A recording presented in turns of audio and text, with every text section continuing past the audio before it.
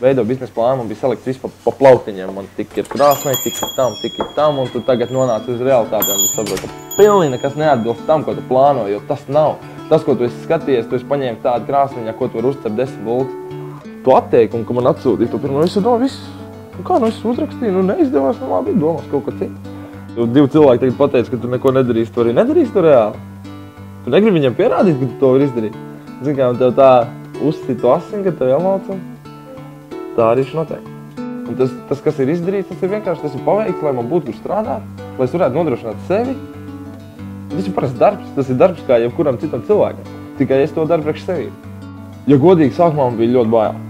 Vai nāks, vai nenāks, to nevar paredzēt. Un kad es sestdien 9 attaisīju durvis, un kad es redzēju, ka cilvēki nāk, un man ir rinda, un man rinda ir līdz durvīm, tad tur ir 2 varianti. Vai es strādāju lēna kasu, vai tiešām cilvēki gribēja nākt pie mani. 8 mēs veramies vaļā, es braucu jau pirms 8, kad 20 pār 7 es jau esmu šeit. Es savācu produkciju, izvadāju, kur man jāizvadā, tad es braucu uz tejienu. Un sāka dienu pie kases. Galvenais ir improvizācija. Cepējiem ir dot pilnīgi brīvu izvēli. Viņam ienāk prātā, es šodien gribētu krēmkūki.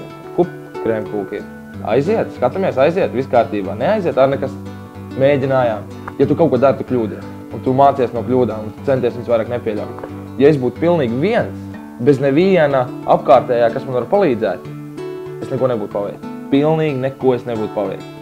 Es visiem iesaku, mēģināt. Ja tu gribēsi, tad tu darīsi. Un tas jau tā jau ir katra cilvēka iespēja. Nevienas durvis nav cieta. Varbūt tev izdzīs, bet iekšā tu tur tiks un savu viedokli tur pateiksi.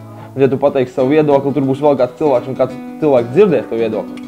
Ja viņam liksies šis viedoklis interesants, jūs jau būsiet divi. Reālākā pieredze ir šī dzīves pieredze, ka tu pats ej, kārto, dari un risini tās lietas. Tad arī tu zinās tik daudz, cik tev vajadzēs zināt, tā gandrīz var teikt. Tu iegūsi tik daudz, cik tev vajag. Mans mājas ir aizpildi, jo es arī vairāk pa visām pārējām pilsētām uzsveru savu pilsētu. Es gribu šeit palikt, jo tā pilsēta ir tiešām ļoti smuka. Mēs esam maziņi, bet mēs varam parādīt, ka mēs varam izdarīt daudz vairāk nekā varbūt daļa liela pilsēta vai vienalga, lielāks kopums. Es pieņemšu, es jūtos piederīgs Aizputei un es gribu darīt, lai Aizputei būtu labāk.